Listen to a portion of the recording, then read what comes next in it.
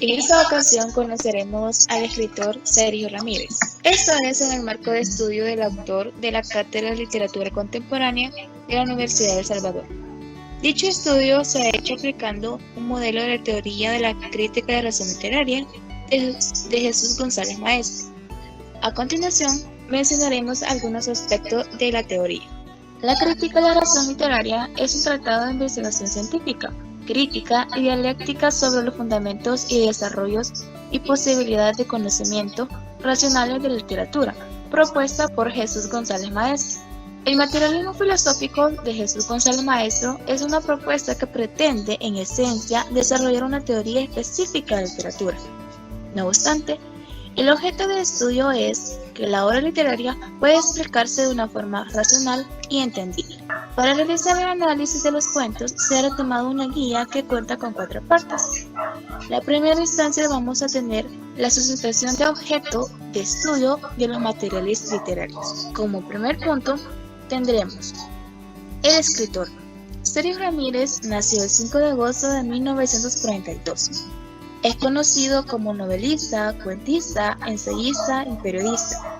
Ejerció como vicepresidente de su país natal desde 1985 hasta 1990.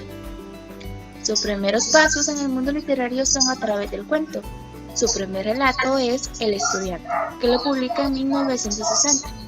3 años más tarde, publica su primer libro, que narra una colección de cuentos. En 1970 publica su primera novela, que es Tiempo y Fulgor. A partir de allí se han cultivado diferentes géneros como el ensayo y el periodismo. Algo que es destacable de este escritor es que su parte política la inicia en 1977, cuando encabeza el grupo opositor de los 12, integrado por intelectuales, empresarios, sacerdotes y dirigentes civiles, con el apoyo del Frente Sandinista de Liberación Nacional, en lucha contra el régimen del presidente nicaragüense Somoza. Tiempo después, forma parte del gobierno de Daniel Ortega y se retira de la política en 1996 para dedicarse a la literatura. En 2017 se convierte en el primer centroamericano en ganar el premio Cervantes. También fue seleccionado el 11 de noviembre de 2014, galardonado con el premio Carlos Fuentes. Como segundo punto tenemos la obra literaria. Según González Maeztu, la obra literaria se puede definir por 3 partes o mundos. En primer lugar, es el objeto físico que se interpreta. En segundo lugar, es la interpretación que se le da a la obra. Y por último, se explica la forma en que la obra es interpretada. En ese sentido, se ha seleccionado el libro de Tropeles a Tropelías, publicado en 1972. Esto es una colección de cuentos en los cuales, de forma general, narra escenas de la vida del dictador, del gobierno y de su familia, a la vez que ridiculiza el poder y nos acerca a los autores referenciales como Augusto Roa Bastos y Miguel Ángel Austre. Para aplicarle el análisis de esta guía, se ha seleccionado el cuento El proceso de León y El hedor de los cadáveres. A continuación se presentará el análisis de esos 2 cuentos aplicando la teoría de la crítica de razón literaria. Análisis del cuento El proceso de León. La segunda parte de este análisis es la delimitación del espacio en la obra literaria. En primer lugar, el espacio antropológico. Este espacio comprende el eje circular o político y social y el eje radial. En cuanto al eje radial o de la naturaleza, la narración nos lleva a los jardines de casa presidencial. Inusualmente en esta casa presidencial vive un león enjaulado. Y en el eje circular o político social, este cuento relata que este león es condenado a muerte por matar a un preso político y luego es absuelto por un decreto de amnistía promulgado por el presidente.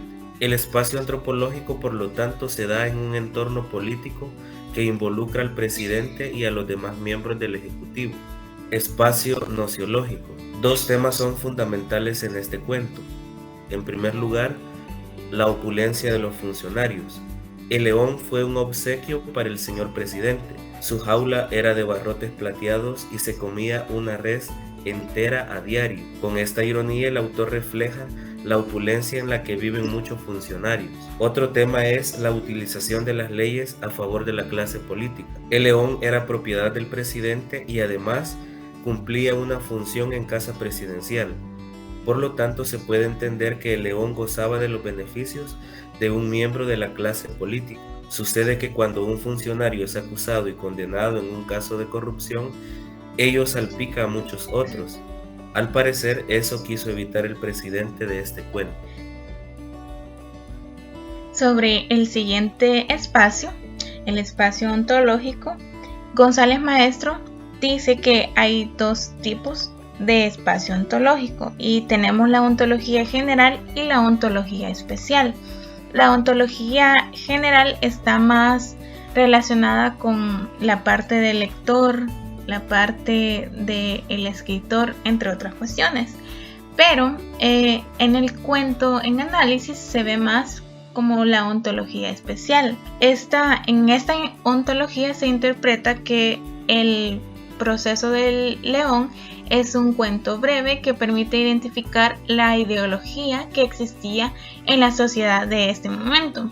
Este tipo de espacio es más interpretativo y por eso se puede decir que en el cuento se puede observar que el policía deseaba que los diferentes presos que llevaban a la sala confesaran y para ello el león era su instrumento.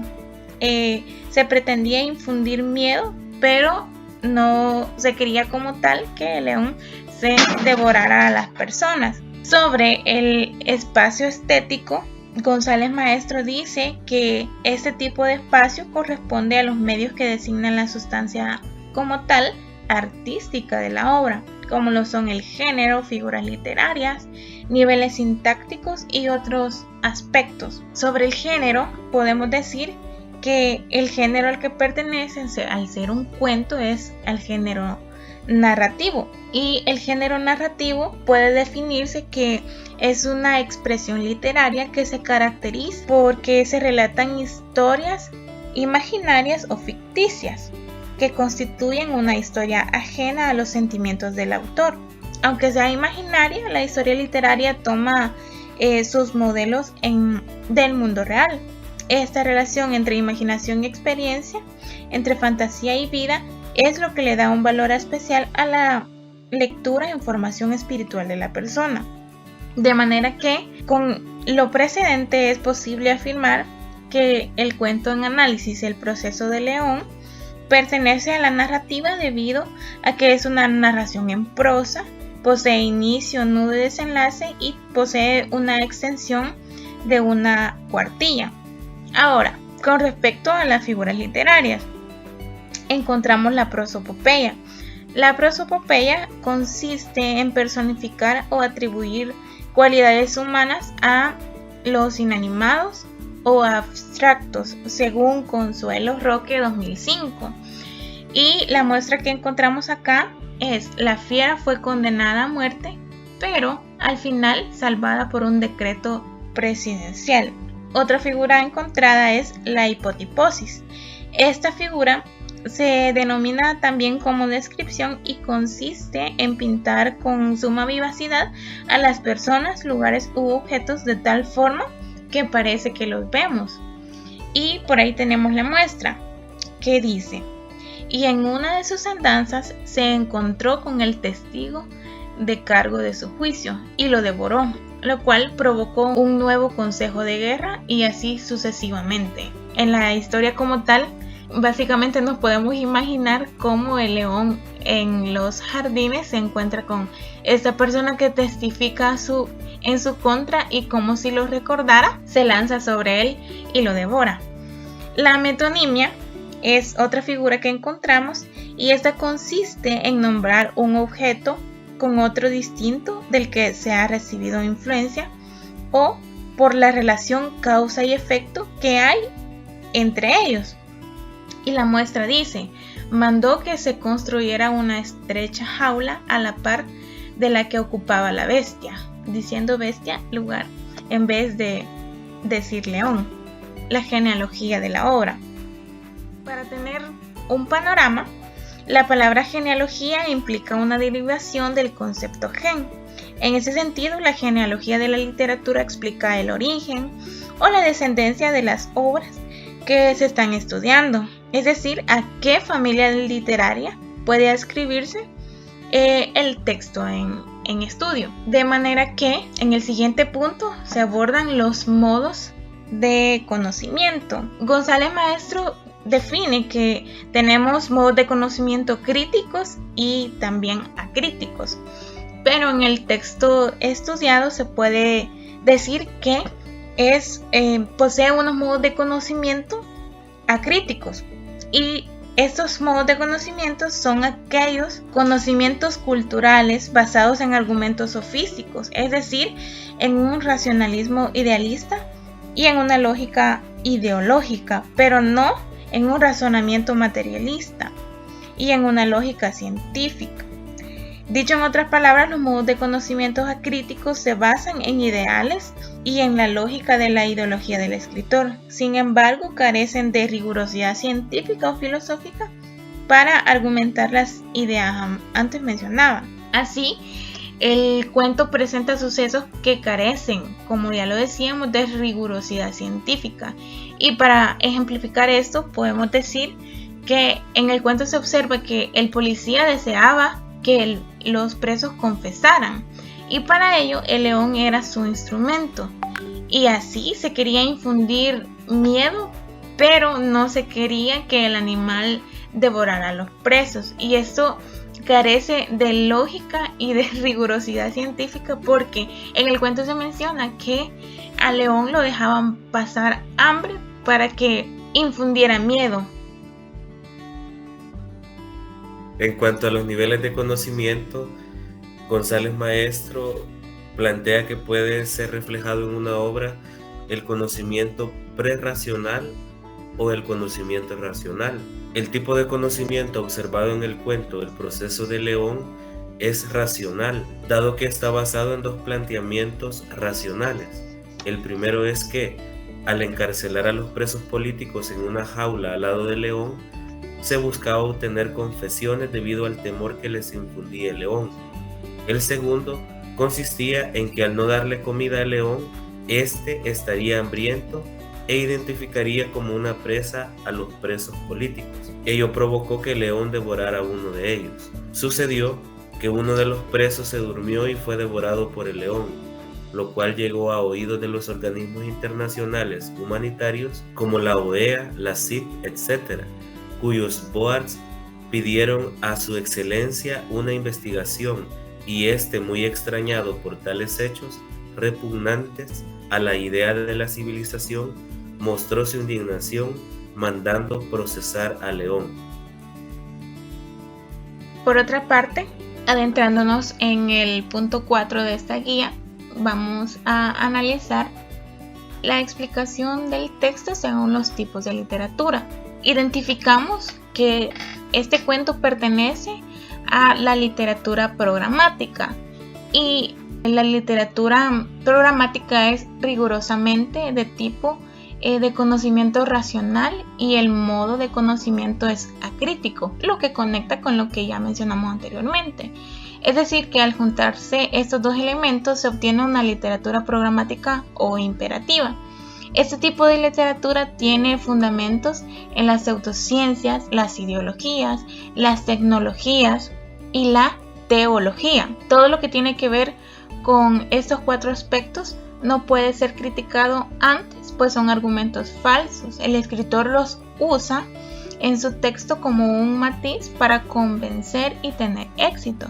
Por lo tanto, este tipo de literatura es un aprovechamiento de la razón, en donde se razona, pero sin crítica, ya que si no hay verdad, no hay que criticar. De modo que en el cuento El proceso de León va a ser un cuento que pertenece a los modos de conocimiento acríticos, y que como tal consiste en ser una literatura programática o acrítica. Y esto va a ser porque el cuento se basa en las ideologías de los personajes, como el policía, el cual, con su idea que los presos políticos confesaran, quería como propagar la idea de que esto podría ser de utilidad para la sociedad. Esa era su ideología prácticamente. Y para sustentar lo dicho, adjuntamos una muestra. Un día, el jefe de la policía de seguridad, que era un hombre muy sagaz, descubrió que el león podía ser un magnífico instrumento para obtener confesiones y mandó que se construyera una estrecha jaula a la par de la que ocupaba la bestia. Allí comenzaron a meter a los presos políticos remisos a prestar confesión a la par que dejaban sin comer al león. En cuanto al análisis del cuento del hedor de los cadáveres, encontramos la delimitación del espacio de la obra literaria, en los cuales encontramos el espacio antropológico. Encontramos el eje circular o político-social, en el cual el personaje principal es el denominado S.E, que significa su excelencia, es decir, el presidente. Según el cuento, se trata de una república en donde ondean las banderas a media asta por la muerte de la madre de su excelencia, lo que da a conocer que se trata de un gobierno tal como lo conocemos. Esto es muy importante identificarlo, puesto que el autor Sergio Ramírez estuvo inmerso dentro de la política de su país, siendo incluso vicepresidente durante un tiempo, de modo que esto va a influir en el momento en el que escriba sus obras y específicamente en el cuento del hedor de los cadáveres. Asimismo, también se encuentra el eje radial o de la naturaleza y el eje angular o religioso. Por otra parte, tenemos el espacio noceológico, que es donde encontramos los diferentes temas expuestos en el cuento. Por ejemplo, encontramos las costumbres ante la muerte. Se sabe que cuando alguien muere, en las sociedades se suelen tener ciertas costumbres, como velar a las personas durante 1 o 2 días, hacer caravanas hacia el entierro, rezarles durante los 9 días posteriormente del entierro, entre otras. En este cuento se puede observar que se ondean las banderas a media asta y la gente también pues rezaba en las iglesias, también tocaban las campanas y pasearon a la difunta en una urna.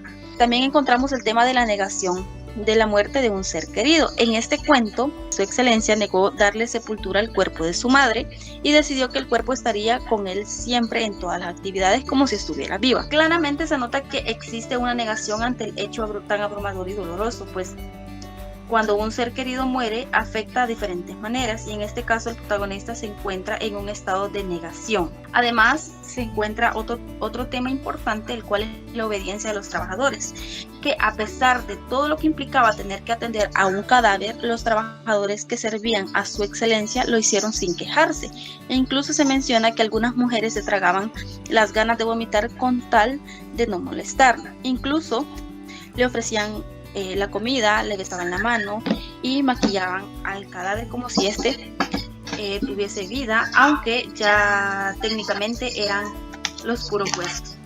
En cuanto al espacio ontológico, que es como el propósito del cuento como tal, se puede decir que este cuento refleja el apego casi enfermizo que algunas personas pueden tener por una persona o cosa, a tal punto de ser desagradable. Específicamente marca la no aceptación a la muerte, ya que todo el cuento refleja la historia en torno a una persona que ha fallecido y que el protagonista de este cuento pues no acepta la muerte de ella.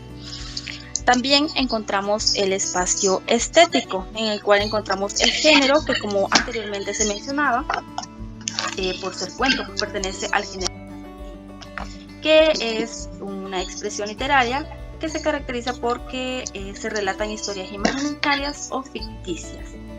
En cuanto a las figuras literarias que se han encontrado, tenemos la prosopopeya, que es la figura retórica del pensamiento que consiste en atribuir a los seres inanimados o abstractos características y cualidades propias de los seres animados o a los seres irracionales. En este caso, vemos que se atribuyen cuestiones o acciones de seres vivos a un cadáver, como lo es escuchar. La muestra la encontramos en la página 99, que dice: la matrona, con un velo sobre el rostro, asistía serenamente al proceso de su putrefacción, ajena al envenenamiento del aire, escuchando con su oído rígido la pastoral conversación del nuncio apostólico de su santidad y las galanterías del embajador de Francia, recostada en su silla de oro. Como se puede observar, le da la atribución de escuchar a un cadáver cuando se sabe que una persona que ha fallecido ya no puede percibir ningún tipo de sentido.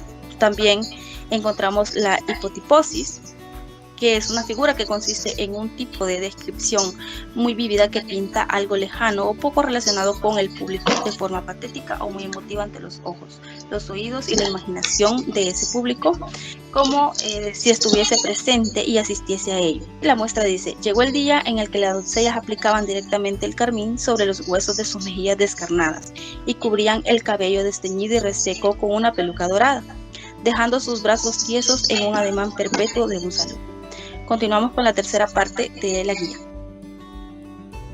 En cuanto a la genealogía de la obra literaria, tenemos que el modo de conocimiento que se ve reflejado dentro de este cuento es un modo de conocimiento acrítico, pues como bien sabemos, el concepto de acrítico se utiliza para calificar aquello que no dispone de una perspectiva crítica. Y en este cuento lo hemos calificado como crítico porque, en primer lugar, no tiene una mayor extensión, además porque no tiene un contenido y un desarrollo sofisticado. También porque el tema que desarrolla es contrario a algo racional, ya que nadie en su sano juicio va a cargar por toda una república el cadáver de un ser querido. Y en este caso, la madre de su excelencia es a quien él anda cargando de evento en evento. Al final del cuento se menciona la muerte de la primera dama, es decir, de la esposa de su excelencia, y se dice que también se hará lo mismo con el cuerpo de ella. Entonces nadie va a andar haciendo esto con un cadáver, pues lo más lógico que se hace cuando alguien muere es enterrarlo, ¿verdad? Entonces, por esa razón presenta un modo de conocimiento acrítico. Y en la diapositiva tenemos la muestra. Dice: para el tiempo en que de nuevo los toques de vacante sonaron en todas las iglesias anunciando la muerte de la primera dama de la república, ya los ministros, embajadores y demás dignatarios estaban perfectamente acostumbrados al olor de la carroña y a los gusanos que tranquilamente se arrastraban por sus platos y subían por sus copas. Luego tenemos los niveles de conocimiento. En este cuento tenemos que el nivel de conocimiento que se encuentra reflejado es prerracional, pues el personaje principal de su excelencia decide tener a su madre muerta a su lado y que todos la traten como si estuviera viva, y la mantienen ahí en todas las ceremonias, las reuniones que realiza el gobierno, y a medida que pasan los días se comienza a sentir de forma fuerte pues el olor a muerto, la descomposición del cuerpo, que poco a poco va quedando en los huesos. Y como podemos observar, estas acciones no son para nada racionales. E incluso se menciona que su excelencia pedía que siempre le besaran la mano al cadáver en descomposición, que la maquillaran y que le ofrecieran comida. Entonces este tipo de acciones pues no tienen nada de racionales. Por esa razón presentan un nivel de conocimiento prerracional. Y tenemos la muestra que dice: llegó el día en que las doncellas aplicaban directamente el carmín sobre los huesos de sus mejillas descarnadas y cubrían el cabello desteñido y reseco con una peluca dorada, dejando sus brazos tiesos en un ademán de perpetuo saludo. La cuarta parte es la explicación del texto según el tipo de literatura. Lo hemos calificado a este cuento como literatura primitiva o dogmática. Este tipo de literatura es puramente del tipo de conocimiento prerracional y de modo de conocimiento acrítico. Es decir, que al combinar estos dos elementos se tendrá como resultado una literatura primitiva.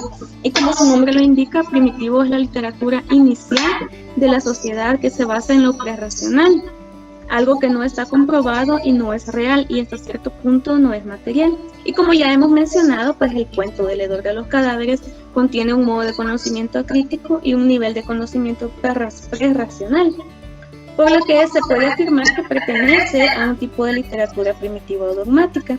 Esto debido a que presenta hechos que no están comprobados que puedan llegar a realizarse, como lo es el hecho de tratar a un cadáver como si estuviera vivo.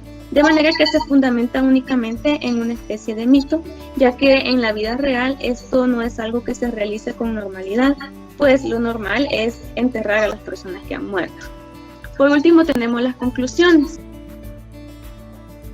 Como conclusión podemos decir que Sergio Ramírez es uno de los cuentistas más conocidos e importantes de Nicaragua y su literatura está ligada a la literatura comprometida con una alta calidad literaria, destacándolo como intelectual libre y crítico de alta vocación cívica.